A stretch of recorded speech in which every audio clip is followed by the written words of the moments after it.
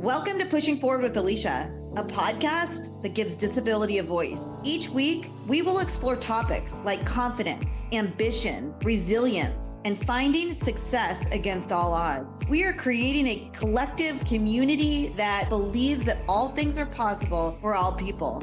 Open hearts, clear paths, let's go. Welcome back to Pushing Forward with Alycia. I'm Alycia. We have an interesting conversation that we're going to have today. So I invited my wonderful husband, Marty Anderson, back on because we're going to get personal today. Welcome back, Marty. Hey, it's nice to be back on Pushing Forward with Alycia, and I'm excited about today's topic. So we were planning on doing something different this week for the launch, but I follow this advocate through my Instagram and through LinkedIn, and she's been posting a lot about this week being Sepsis Survivor Week, which is an annual observance that takes place the second week of February every year. And it honors people who have survived sepsis, which is a life-threatening condition where the body over to an infection.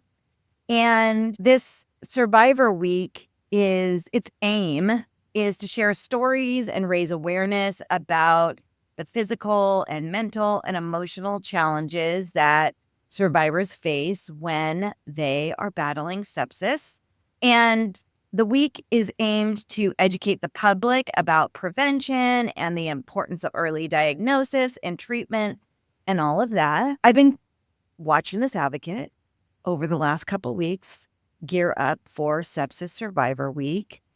And then it just occurred to me, I'm a sepsis survivor, and maybe I need to share my story with our community and talk about it a little bit. So Marty and I made a shift this week on episodes that were going to be released to talk about our personal story with sepsis and my journey that I had with it. So I'm so happy that you're here today, babe, to help me navigate this conversation because you definitely helped me navigate sepsis. Yeah, talk about a scary event. It was definitely something that we weren't expecting, caught us off guard, and it caught us in a strange way because we were out of town.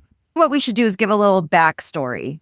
So I don't get into the nitty gritty about my disability very often, like the internal stuff, the non-apparent disability that I have had challenges with my entire life. So just like a little bit of backstory, my disability is called sacral agenesis, and it's a congenital disability. And the internal stuff is I was born with one kidney, functioning kidney. I have two kidneys, but one that's functioning. I was born with a bladder that was incontinent, and I've struggled with bladder, bowel, kidney, all of that my entire life. It has taken me in and out of the hospital throughout my life and will continue to until the day I die. I had a reconstructed bladder when I was about 14 years old. And the doctors went in and they took out my incontinent bladder and they made me a new bladder out of my small intestines, which was amazing. I had control over when I needed to go to the bathroom. I could feel when I needed to go. Very successful, very hard surgery. It almost killed me in those moments, honestly, but I got through it. And it's given me so much independence and so much liberty in my life. It was one of the best decisions that my parents made for me when I was 14 and still struggling with a bladder that was incontinent. They chose to do this surgery back then too because my kidney was struggling and they were trying to find a way to give it some relief. And this surgery in my specific situation was to do that. At least that was the hope. After I got this surgery done, the side effects of this surgery were chronic kidney stones and chronic bladder kidney infections from these stones. So from the age of 14 to today, it is something that I've had to manage. And depending on the season of my life and the doctors and the care that I was having in those moments, most of the time it was treated with surgeries to remove kidney stones and bladder stones, and lots of antibiotics to manage chronic infections. Chronic infections, meaning during this moment in time that we're about to tell you about, I was in the peak of my career. I was hustling. I was traveling all over the country, selling software. I was whining and dining with clients. I was running myself low, running myself ragged, honestly. Through all of that, about every 6 to 8 weeks, I would get a new kidney infection to the point of fever in bed, chills, not feeling well. And so I was on this constant cycle of antibiotics. Every 6 to 8 weeks, I was starting a new round of antibiotics, and we were just treating the symptoms as it went. And there was this moment during this time where my kidney was inflamed. It swelled up really big, my healthy kidney. And I had to go into the hospital and have a nephrostomy tube put in my kidney, where I had to then have like 6 different procedures trying to remove these stones that were blocking the urine that was going in and out of my kidney that was swelling up my kidney. Fast forward through all of that, it was pretty difficult. We finally get the stone taken care of. We get it out and things start flowing again, and I get the nephrostomy tube out. And then I have to go on a work trip 10 days later. And so I decide to go. I'm feeling okay. I think it's all right. And Marty and I fly to Denver. He came with me because it was right before Thanksgiving, and his sister lived in Denver. So we decided to make this trip.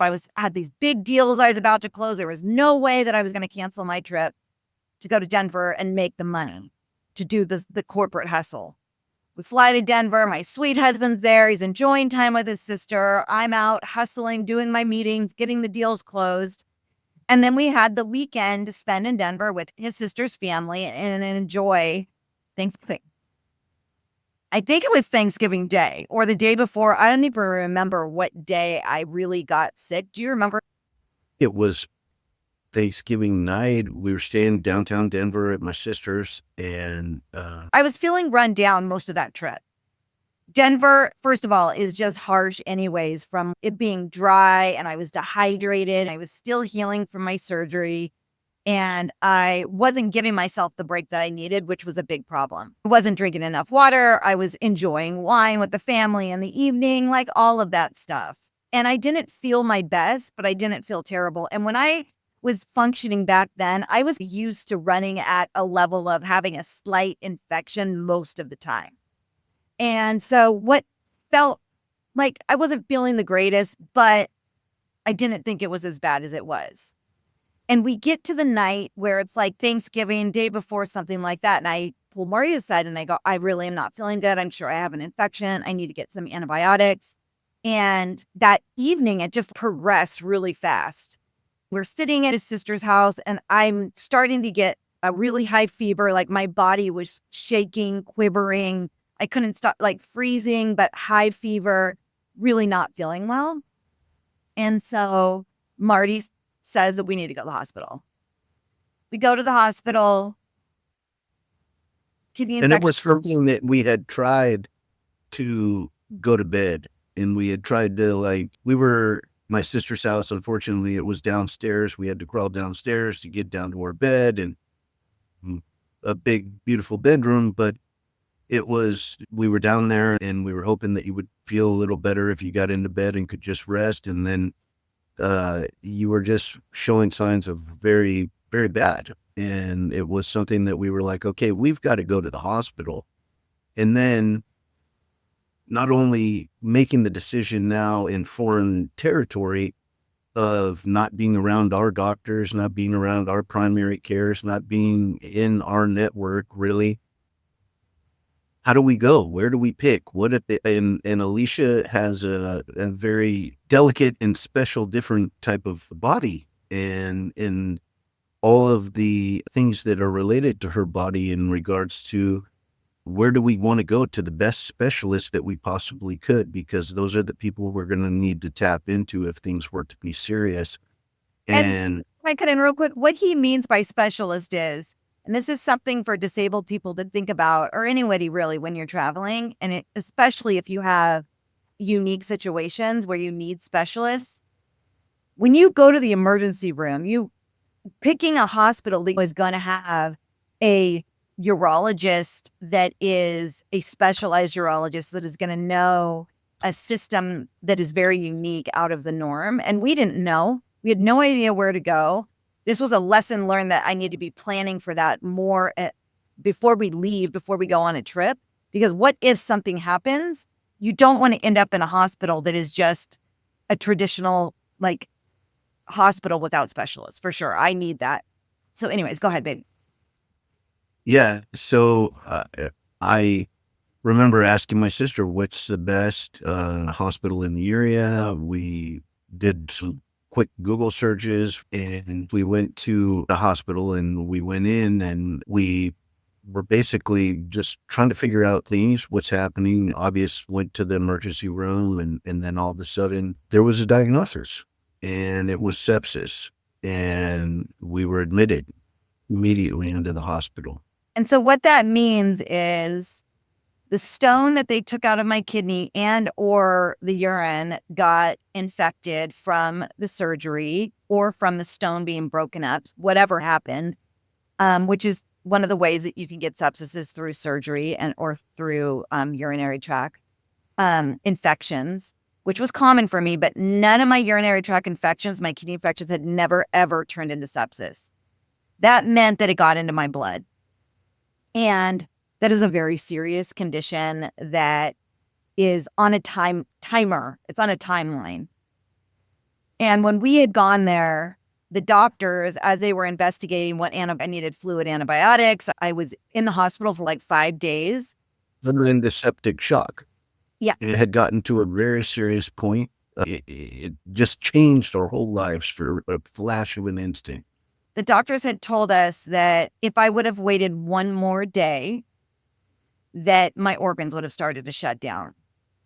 And all of a sudden, I got extremely scared. How did I let it go this long? I am managing these things constantly. I can't even believe that it has gotten this far, and it was really scary. And my sweet husband, it was days of me laying in bed, my body shaking. Like I literally could not stop my body from shaking unless Marty would climb in bed. Marty's the best. He would climb in that hospital bed with me and he would wrap his arms around me as tight as he could. And it was the only thing that would allow my body to relax from the quivering. And it was so scary. And I remember lying in that bed going, what is going on? And Marty would leave and do research and he would come back and he'd come and sit and he'd say, Alycia, this is pretty bad. And I go, don't tell me. I don't want to know. I need to get through this first before you tell me how bad this actually is. Do you want to talk about that? Yeah. For people out there that are witnessing their loved ones go through such a traumatic experience, it shakes you to the core a little bit. And for me, I've witnessed this a few times and I have a little bit of like go through the motions. I reach out to friends and family, notify them what's happening, let them know that they're in the hospital. I go through all of the things that I can and as far as tidying up business for my wife, making sure that emails are being responded to or anything that is happening is just okay, and bringing her all the supplies that she needs. It's a comfort game. And then I don't ever want to leave your side. And so I remember for about mostly the 5 days, I think I was there at the hospital with you. There was brief moments that I would go back and take a shower and put on some fresh clothes and come back and just let my family know what was happening over there. And so I remember I was going to school at the time and I had my laptop and I was going through finals and I just sat in your hospital room and worked on my finals. I was sitting there with you and it was very scary. But with sepsis, we were learning that there was like in the 25% chance of, and all kinds of things that can happen. And it just really makes you think. And that was one of the moments that pushed you into your advocacy. I remember you telling people all the time about this is that you were laying there and realizing that life is fragile and it can be gone in a moment. And are we doing everything that we can with the time that we have?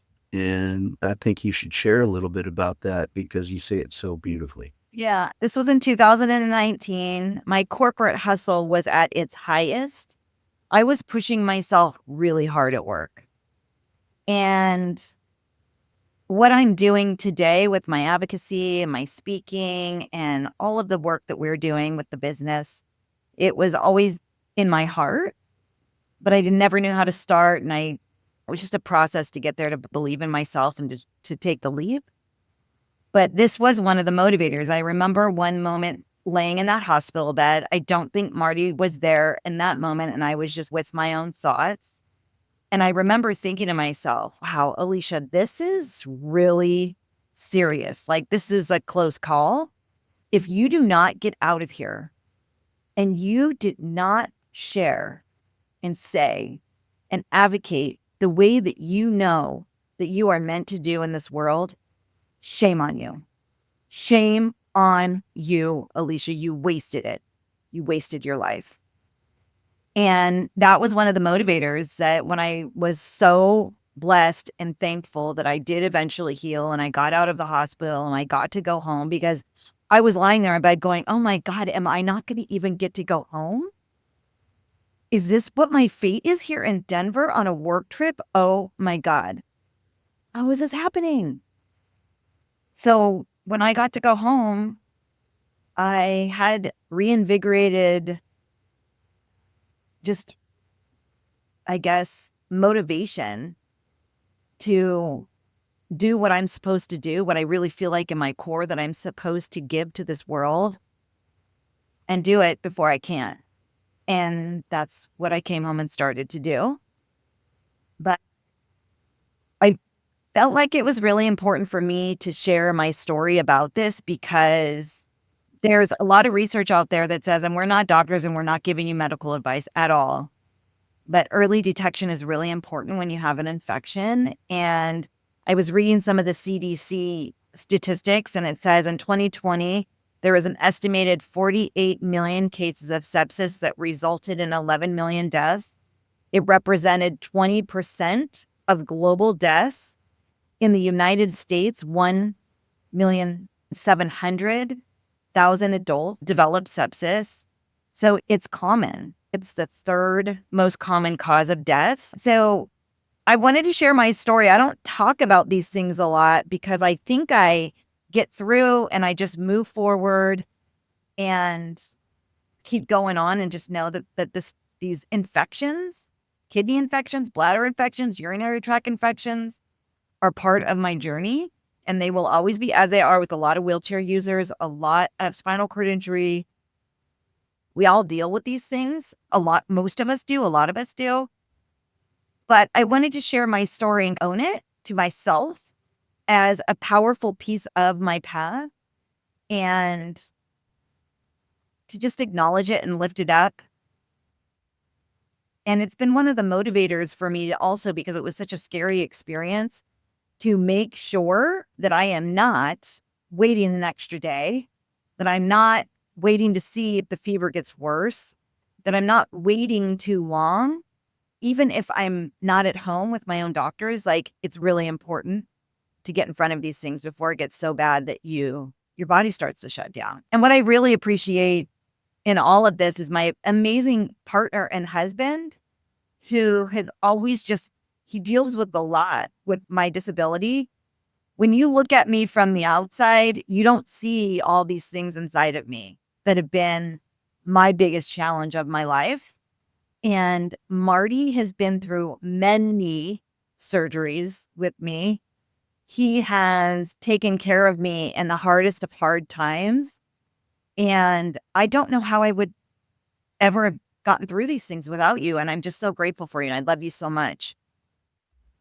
That's what being married is all about. Yeah. And I'm happy to be there for you. And I have a disability too. And you deal with a lot of things with my disability also. And it's amazing to have somebody help you through these things. I'm sure there's people out there dealing with this type of stuff on their own.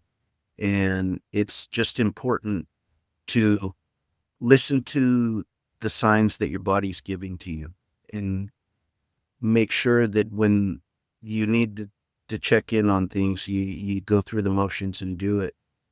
And I would say that our community in the disabled world is higher risk for sepsis. There's so many things that are common infection sites with the urinary tract and skin and gastrointestinal and bloodstream and the lungs. And they say that sepsis is majorly coming from bacterial infections, although it can come from viral infections and fungal infections as well. It can hit people with chronic conditions, autoimmune disorders, chemotherapy and radiation patients, people using steroids. And it can happen when you're having surgery or an invasive device is installed in your body. It can, the other factors of age and malnutrition, and it can even be strep A. And it's just a very serious thing. And it's great that we got on and shared our story about this so that people understand what sepsis is and what can happen when you have sepsis. It can be very life-altering. It can shut down everything that you're doing. So it's better to try to stay ahead of all these things. And we try to do a great job of this. And one thing that was very apparent was that maybe you were pushing yourself a little too hard at that point where you weren't watching your body as much as you needed to. It was something that we saw a lot in those later years when you were really climbing the ladder and getting to higher positions in corporate America. The demands were higher on you, and it was longer days, and that was a result of all of this. And we need to be conscious of that in the disability realm, especially when we talk about work practices and how do we adapt and still be a part of a working society. And we all want to do that. We all want to be able to provide for ourselves and get the things that we want in this world. And you do that through work. So how do we make the work world a little barrier free to get into it and also allow us to thrive in it without sacrificing ourselves to the point where it could lead to sepsis and you're in the hospital. All that you're working for is not going to mean anything, right? Which is, yeah. So, And that's why, babe, from a barrier free and work perspective, we also need to find work environments that we're allowed to say, I need a rest. I've got something going on. And that's what's been one of the bigger challenges about working and being disabled is we're trying to keep up with the average able-bodied lived experience. And the reality is there's just a lot of layers of challenges that we need to accommodate for to do the same thing as everybody else. And I know for me back then, I wasn't comfortable enough saying, I need a few extra days off. I need to not take that trip. I need to not worry about if I'm going to close that deal this week or next week or a month from now and allow my body to recoup. And what I also have realized is even though my body is, like you said, my body was delicate. And it is. Inside it's delicate. It's the inside of my body has been completely reconstructed, 100%. But it works. And as delicate as all of those things are, it's so strong and it's so resilient and it has survived so many. I can't even count how many surgeries this body and infections and kidney challenges that this body has survived. And so it's so strong too, but it needs me to respect it and to give it some rest when it's time. And I'm trying to do better at that now in my life, which is why entrepreneurship has been so powerful as a disabled person, because I can make those decisions a lot easier now that I am the boss. And it's not that you're working any less. It's true. As entrepreneur, you're working actually more, but you're able to manage that pedal on when do I slow down, when do I speed up again, and without the pressures of all of the other things. And I believe that all of this that we talk about with disability actually carries over to every human being. Yeah. And every human being needs to be able to see the warning signs when they're pushing themselves too hard, and how do we create that it's okay for us to take a break when we need to moment, and create those opportunities for a little more R&R, because our society is working more and more than it ever has. It's a shifting culture. It's a shifting culture that we need to start to look at for sure. Yeah. What would you say is a pushing forward moment? I think a good pushing forward moment would be listen to your body intuitively and take action. Don't be afraid to take that action. Yeah. That's awesome. I hope this episode has helped somebody out there. There's a lot of people who have walked or rolled this journey before, so I wanted to share mine. I appreciate y'all. This has been Pushing Forward with Alycia and Marty, and we'll see you next time.